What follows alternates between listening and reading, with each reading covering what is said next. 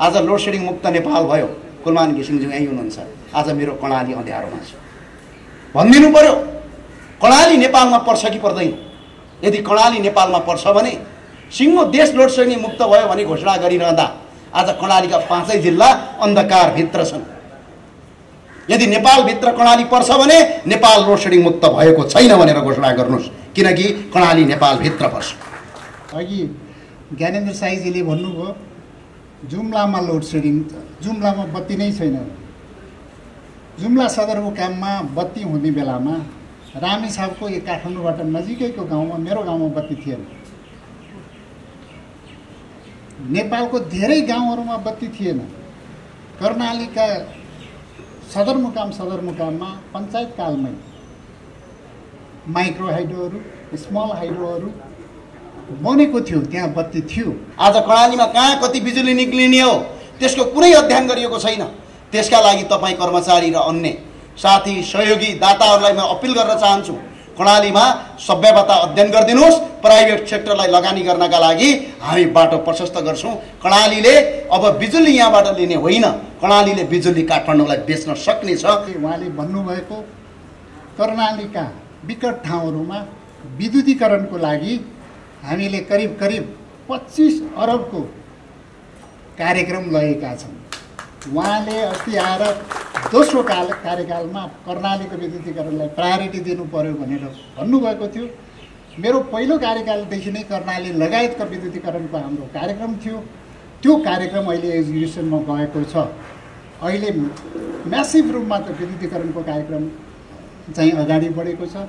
अहिले भर्खरै पनि मैले जुम्ला र कालीकोटको होल जिल्लाको विद्युतीकरणको एउटा फाइल मैले स्वीकृत गरेर आएको छु। टेन्डर स्वीकृत गरेर आएको, करिब 1.5 अरबको टेन्डर स्वीकृत गरेर र यो विद्युतीकरणको कार्यक्रम विकटताको कारणले केही ढिलो होला, तर देशभरि ग्रिड पुग्ने अवस्थामा पुगेको छ। 1.5 वर्ष लाग्ला। उहाँहरूलाई राष्ट्रिय प्रजातन्त्र पार्टीका विशिष्ट व्यक्तित्व हुनुहुन्छ। आगामी चुनावको पनि शुभकामना। आम पब्लिकलाई सित्तैमा निःशुल्क दिन सकिने अवस्थामा पुग्छ। लगानी गरौँ। श्रीलङ्का यति सम्पन्न देश हो, सम्पन्न देश पनि कोल्याप्स हुँदो रहेछ नि एउटै कारणले, डलर भएन। हाम्रो पनि यहाँ डलर नहोस् त के हालत हुन्छ? तपाईँ जतिसुकै सम्पन्न भन्नुहोस् न।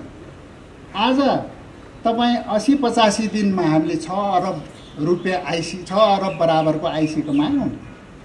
यो वर्ष 1 वर्षमा हामी 15-16 अरब कमाउँछौँ। 5 वर्षभित्र वर्षकै हामी 2 खरबभन्दा बढी कमाउँछौँ भनेर हाम्रो प्रोजेक्सन छ। हामी त्यो लाइनमा गइरहेको छ। वास्तवमा विद्युत प्राधिकरण एउटा ठुलो परिवर्तन ल्याउन सफल भएको छ। यो हामी सबैको प्रयास हो। यो क्रेडिट एकजना कुलमान घिसिङले लिएको छैन, लिनु पनि हुँदैन। हामी सबैले गर्दाखेरि आज विद्युत प्राधिकरणको एउटा मुहार फेरेको छ। विद्युत प्राधिकरण एउटा पब्लिक अर्गनाइजेसन, देशको एउटा आशाको केन्द्र बनेको छ। यस्तै संस्थाहरूले देश बनाउने हो। अब विद्युत प्राधिकरणको कुरा गरिरहँदाखेरि हिजोको कुरा, म पनि 26-27 वर्ष भइसकेँ विद्युत प्राधिकरणभित्र। 1 वर्ष मेरो ग्याप भयो। लोड सेडिङ थियो। लोड सेडिङ 18 घन्टासम्म चल्यो। लोड सेडिङ अन्त्य भयो। हामीले लोड सेडिङ अन्त्य गर्न सक्यौँ। करिब 6 वर्ष अगाडि नै हामी लोड सेडिङ अन्त्य गर्न सक्यौँ। त्यो हाम्रो पहिलो उपलब्धि थियो, ठुलो उपलब्धि थियो। लोड सेडिङ अन्त्य भनिरहँदाखेरि 60% जनताले जहाँ विद्युत थियो त्यो विद्युत भएको ठाउँमा लोड सेडिङ अन्त्यको कुरा हामीले गऱ्यौँ। जहाँ जहाँ विद्युत थियो त्यहाँ लोड सेडिङ अन्त्य भयो। धेरै जसो सहरी क्षेत्र, जिल्लाका सदरमुकामहरूमा लोड सेडिङ अन्त्य भयो। तर जहाँ बत्ती नै पुगेको छैन, 24 घन्टा लोड सेडिङ थियो, त्यसलाई विद्युतीकरण गर्न, त्यसको लागि हामीले विद्युतमा पहुँच पुर्याउन हाम्रो अर्को चुनौती थियो। हामीले विगत 4-5 वर्षभित्र 60% विद्युतीकरणको अवस्थालाई 100 वर्षमा 60% को हाराहारीमा हामी विद्युतीकरणको अवस्था थियो। अहिले करिब करिब ग्रिडको विद्युत मात्रै 93% पुगेको छ। यो हाम्रो अर्को उपलब्धि हो, ठुलो उपलब्धि हो।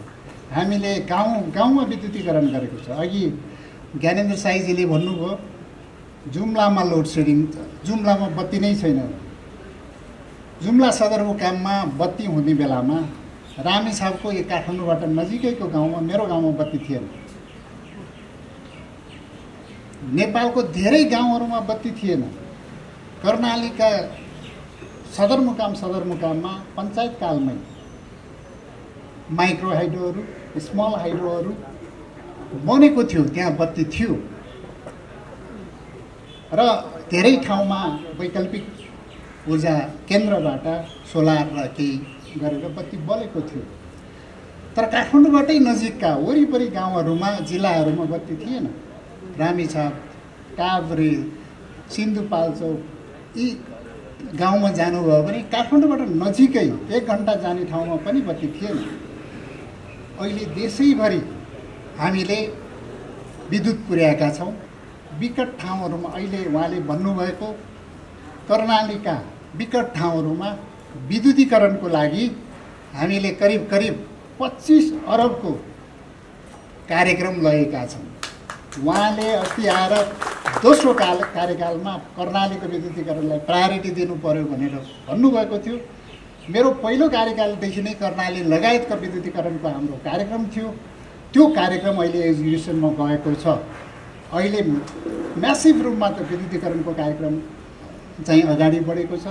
अहिले भर्खरै पनि मैले जुम्ला र कालीकोटको होल जिल्लाको विद्युतीकरणको एउटा फाइल मैले स्वीकृत गरेर आएको छु। टेन्डर स्वीकृत गरेर आएको, करिब 1.5 अरबको टेन्डर स्वीकृत गरेर आएको। र यो विद्युतीकरणको कार्यक्रम विकटताको कारणले केही ढिलो होला, तर देशभरि ग्रिड पुग्ने अवस्थामा पुगेको छ। 1.5 वर्ष लाग्ला। यो हाम्रो लागि ठुलो सफलता। वास्तवमा यो विद्युतीकरणको कार्यक्रम देशैभरिकै चलिरहेको छ। हाम्रो विद्युत प्राधिकरणले केही कमाएको छ, त्यो सबै विद्युतीकरणमा लगाएका छौँ। यो नेपालमा विद्युतको एक्सेस पाउनुपर्छ भनेर। यति हुँदाहुँदै पनि बत्ती त जान्छ, झ्याप्प बत्ती जान्छ। अनि लोड सेडिङ भयो भन्नुहुन्छ, कर्णालीमा त बत्ती नै आउँदैन भन्नुहुन्छ। कर्णालीमा रोड पुगेको कति वर्ष भयो होला? पहिला त ट्र्याक रोडै खुलेको, त्यो 6 महिना पनि चल्थ्यो, चल्दैन थियो। अलिअलि गरेर ग्राभेल पुग्यो, त्यसपछि पिच हुनलाई वर्षौँ लाग्यो। बत्ती पनि त्यही हो। पहिला एक्सेस पुग्नु सबभन्दा महत्त्वपूर्ण छ, त्यसलाई पिच गर्नलाई केही समय लाग्छ। भन्नुको मतलब त्यस्तो रिलायबल सप्लाईको लागि हामीले कर्णालीको रिलायबल सप्लाईको लागि तपाईँको कोहलपुरदेखि जुम्लासम्म 132 केबीको ट्रान्समिसन लाइन बनाइरहेछौँ। दैलेखसम्मको टेन्डर भएर काम भइरहेछ भनेपछि 132 केबी लाइन। अब तपाईँ त्यो एरियाको जति पनि प्रोजेक्ट ल्याउनुहोस्, तल पनि आउँछ, माथि पनि जान्छ र त्यो 24 घन्टा आउने सिस्टम बन्छ। अहिले नै हामीले करिब 35वटा सबस्टेसन कर्णालीमा मात्रै बनाउँदैछौँ यो प्याकेजहरूमा। भनेपछि रिलायबिलिटी र क्वालिटी अहिलेको प्राथमिकता हो। अहिले हामी त्यसैमा लागिरहेछौँ। यसलाई दुईवटा कुरा हो, लगानी चाहिन्छ, हेभी लगानी चाहिन्छ, केही समय पनि लाग्छ। म यसमा यति भने र विद्युत प्राधिकरण हिजो म आउनुभन्दा केही वर्ष अगाडि तलब खानलाई ब्याङ्कबाट ऋण लिएर तलब खाइरहेको अवस्था हो नि त। तलब खानलाई ब्याङ्कबाट ऋण लिनु पर्थ्यो, 1 रुपियाँ पैसा क्यास थिएन। आज विद्युत प्राधिकरण 16 अरब एकै वर्षमा नाफा गर्न सक्ने अवस्थामा पुग्यौँ। 35 अरब हाम्रो जुन क्युमुलेटिभ घाटा थियो त्यसलाई माइनस गरेर प्लसमा हामी 25-26 अरब पुग्यौँ। यो अवस्था त वास्तविकता हो नि।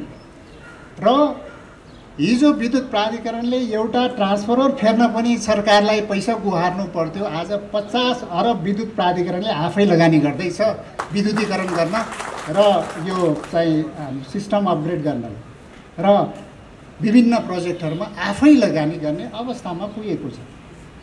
यति मात्रै होइन, यति त गऱ्यौँ, नाफा गऱ्यौँ, तर आएपछि हामी विगत 4 वर्षमा 3 चोटि विद्युतको भाउ घटाएका छौँ।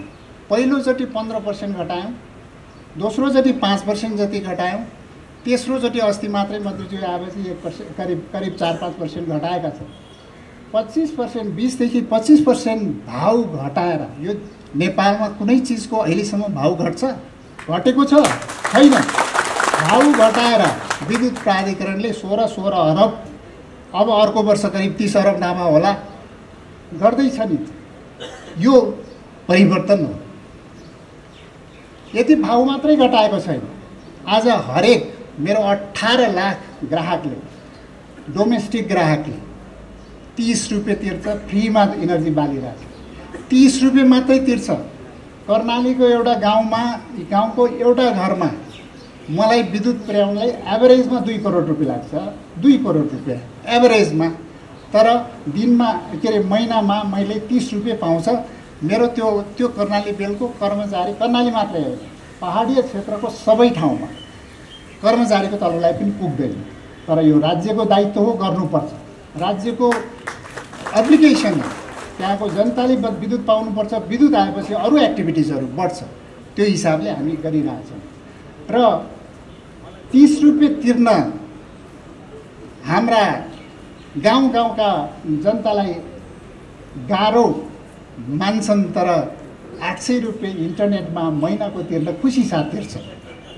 500 रुपियाँदेखि 1000 रुपियाँ हरेक छोराछोरीको मोबाइलमा रिचार्ज गर्नलाई खुसी साथ गर्छ।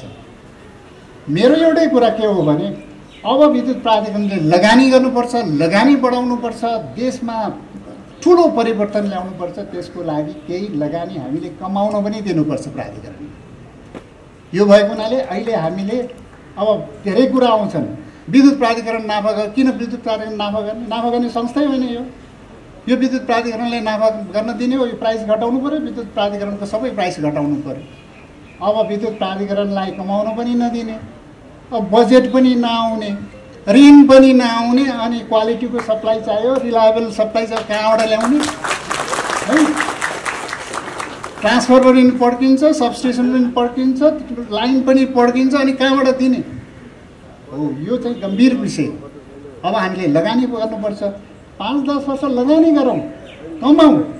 त्यसपछि नेपालमा विद्युत आम पब्लिकलाई सित्तैमा निःशुल्क दिन सकिने अवस्थामा पुग्छौँ। लगानी गरौँ, सिस्टम बनाऊ। जापान त्यत्तिकै अहिलेको सिस्टममा आएको होइन। वर्षौँ लगानी गरेर खरबौँ रुपियाँ लगानी गरेको छ उनीहरूले भित्रभित्र। त्यो लगानी चाहियो। अब अहिले उहाँले भन्नुभयो अब विद्युत प्राधिकरणले यो विद्युत बेच्ने होइन, विद्युत इन्डियामा बेच्ने होइन, यहीँ खपत गर्ने हो। कसैले पनि खपत गर्ने भन्ने, खपत नगर्ने भन्ने, खपतै गर्ने हो। खपतै गर्ने हो। नेपालमा खपत गरेरै धनी हुने हो। तर यहाँ दिउँसभरि यहाँ बत्ती बलेको छ? छैन नि, राति मात्रै बल्छ नि। त्यो नबलेको बत्ती कहाँ पठाउने मैले? अनि त्यो नबलेको बत्ती खेर फाल्यो भने अनि त डबल पैसा लगाएन मलाई। हो, डिमान्ड त कहिले पिक पुग्छ, कहिले तल आउँछ। त्यो सबै कुरा 1 युनिट पनि विद्युत चाहिँ खेर नफाल्नु चाहिँ महत्त्वपूर्ण छ। त्यो भनेको एक्सपोर्टै हो। हिजो मलाई एकदमै पीडा हुन्थ्यो।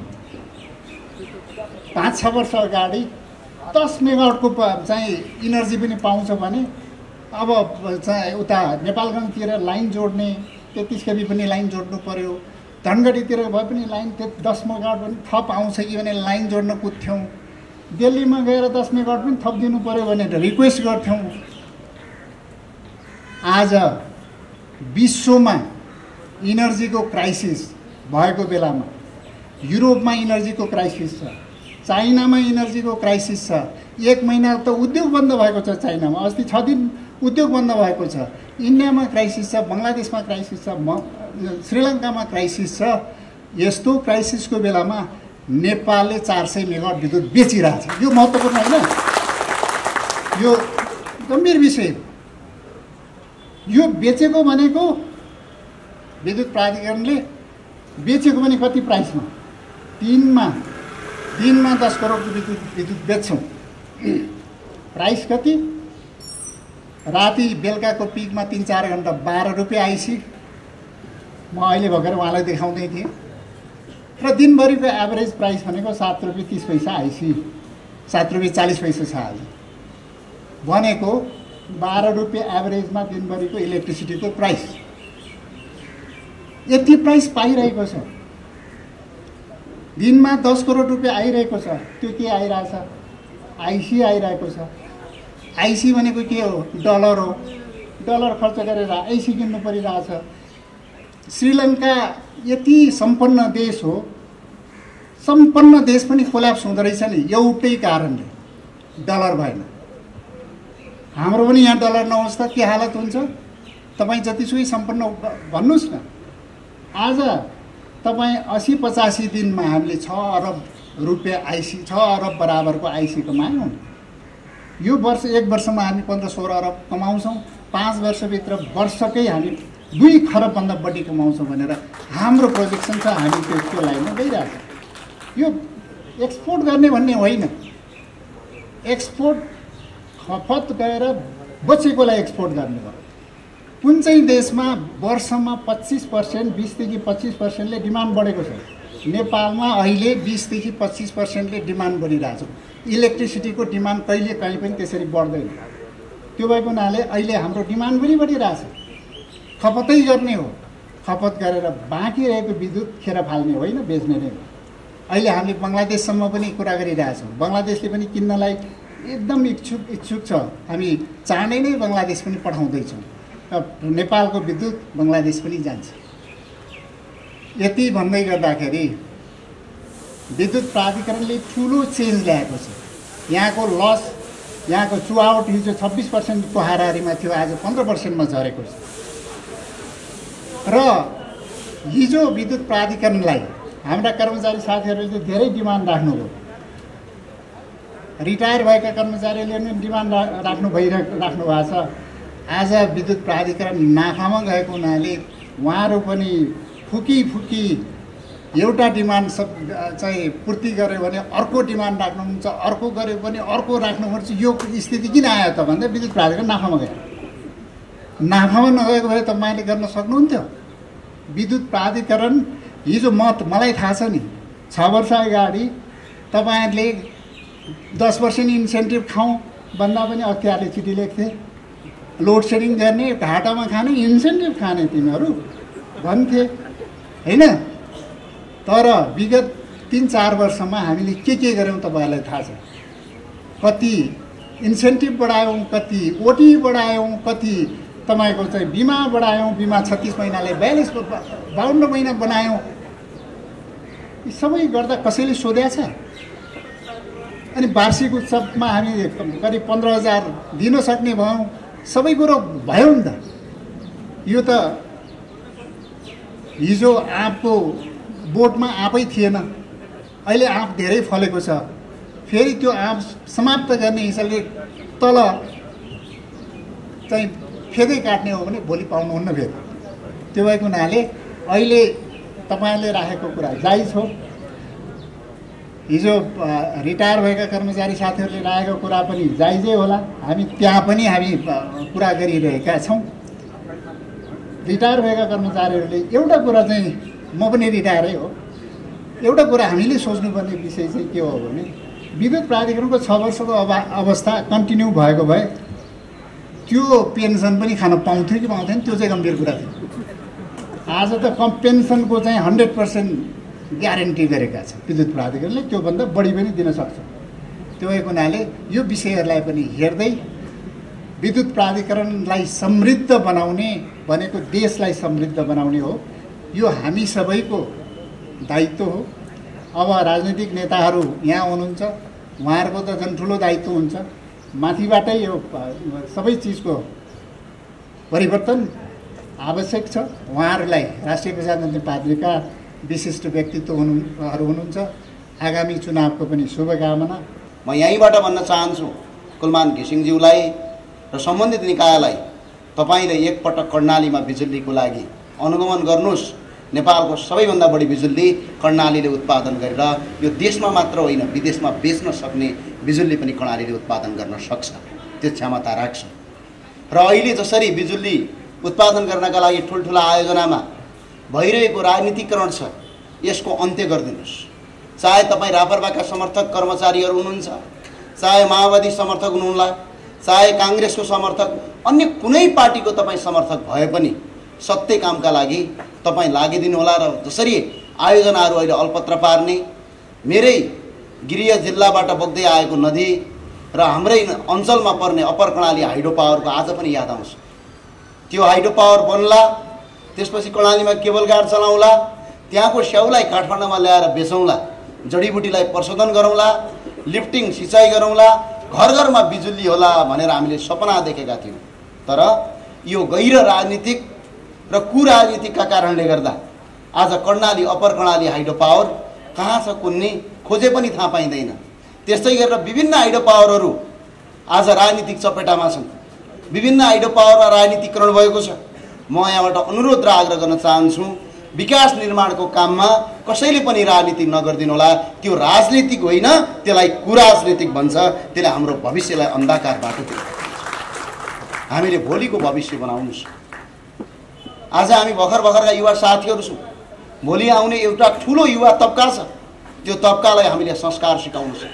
त्यो तबकालाई हत्या नगरेर, हिंसा नगरेर, कसैको घाँटी नकाटेर, कसैको सडकमा टायर नजलाएर, ठुल्ठुला आयोजनाहरूलाई अलपत्र नपारेर, कसैको बन्द नगरेर, चाबी नलगाएर पनि राजनीति गर्न सकिन्छ र यो देशको नेतृत्व गर्न सकिन्छ भनेर अब देखाउने बेला आएको छ।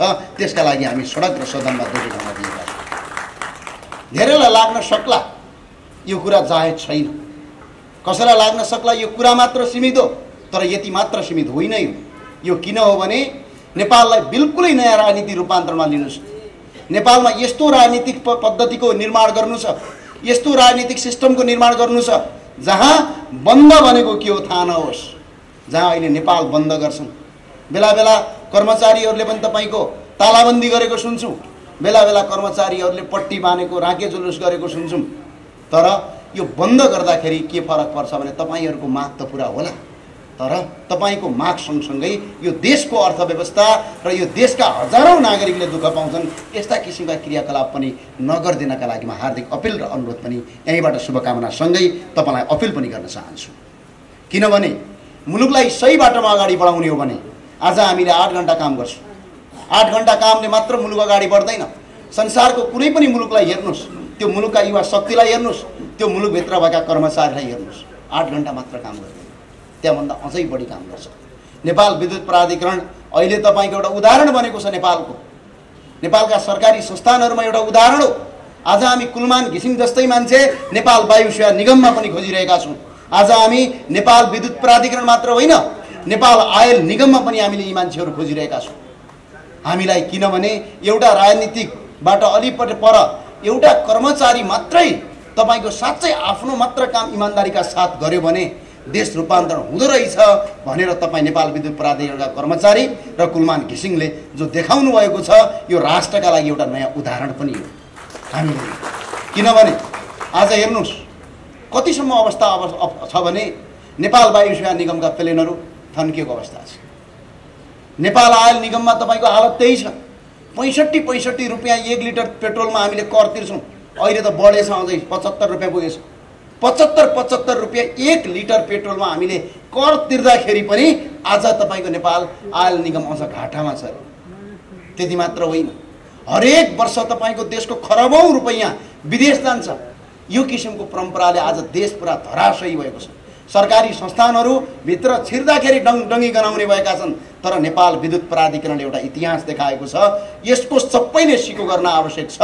र यति भन्दै म एकपटक तपाईँहरूलाई अनुरोध र आग्रह गर्न चाहन्छु, नेपालका कर्मचारीहरूको तलबलाई वृद्धि नगर्ने हो भने कर्मचारीले अहिलेको तलबमा काम गर्न सक्दैन।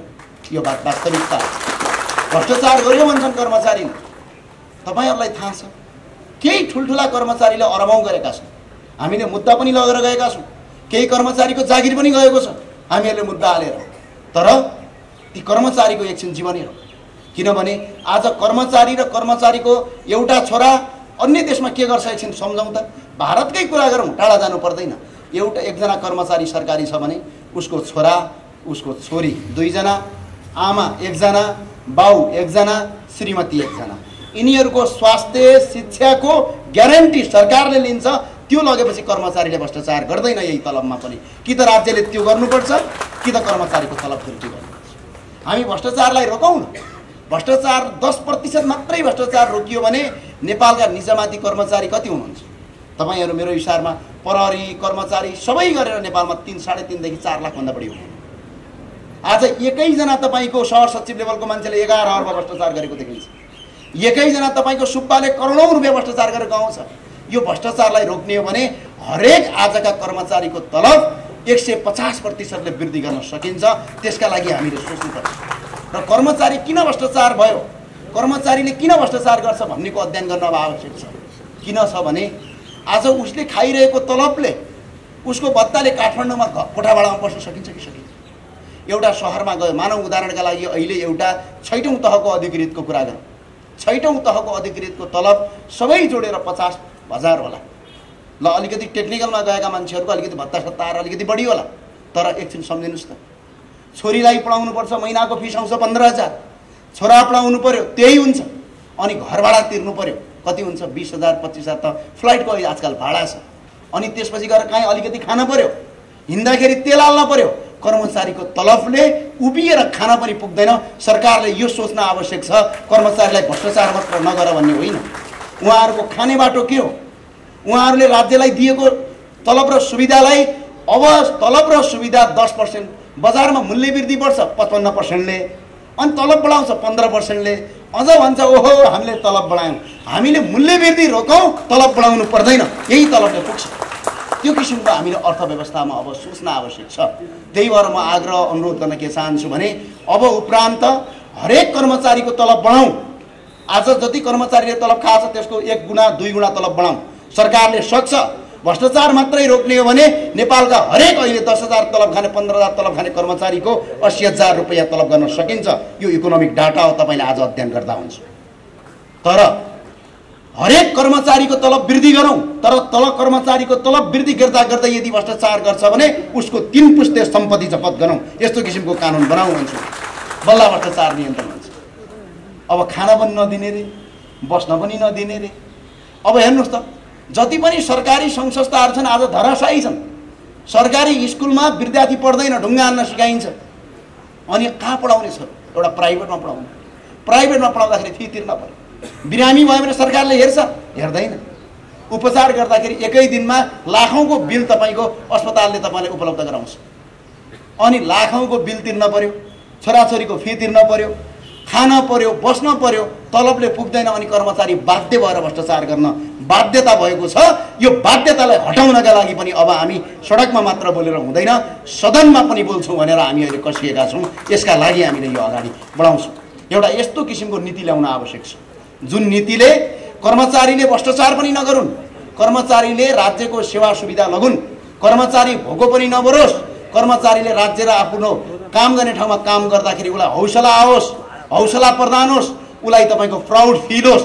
त्यो किसिमको तलब व्यवस्था र कर्मचारीको व्यवस्था र कुनै पनि कर्मचारीले भ्रष्टाचार गर्यो भने उनीहरूको 3 पुस्ते सम्पत्ति जफतको कानुन नबनाउँदासम्म यो देश अगाडि बढ्दैन, मुलुक अगाडि बढ्दैन। यसका लागि सोच्न अब आवश्यक छ। र म जाँदा जाँदै भन्न चाहन्छु, आज लोड सेडिङ मुक्त नेपाल भयो। कुलमान घिसिङज्यू यहीँ हुनुहुन्छ। आज मेरो कर्णाली अँध्यारोमा छ। भनिदिनु पर्यो कर्णाली नेपालमा पर्छ कि पर्दैन? यदि कर्णाली नेपालमा पर्छ भने सिङ्गो देश लोड सेडिङ मुक्त भयो भने घोषणा गरिरहँदा आज कर्णालीका 5 जिल्ला अन्धकारभित्र छन्। यदि नेपालभित्र कर्णाली पर्छ भने नेपाल लोड सेडिङ मुक्त भएको छैन भनेर घोषणा गर्नुहोस्, किनकि कर्णाली नेपालभित्र पर्छ, त्यो बाहिर होइन। र अर्को कुरा आग्रह अनुरोध गर्न चाहन्छु, कर्णालीमा धेरै हाइड्रो पावरको सम्भावना छ। अघिल्लो पटक ऊर्जा मन्त्रीज्यूसँग मैले भेट्दाखेरि, यहाँका केही अधिकारीज्यूसँग भेट्दाखेरि कर्णालीका धेरै ठाउँमा सम्भाव्यता अध्ययन गरिएको छैन। आज कर्णालीमा कहाँ कति बिजुली निक्लिने हो त्यसको कुनै अध्ययन गरिएको छैन।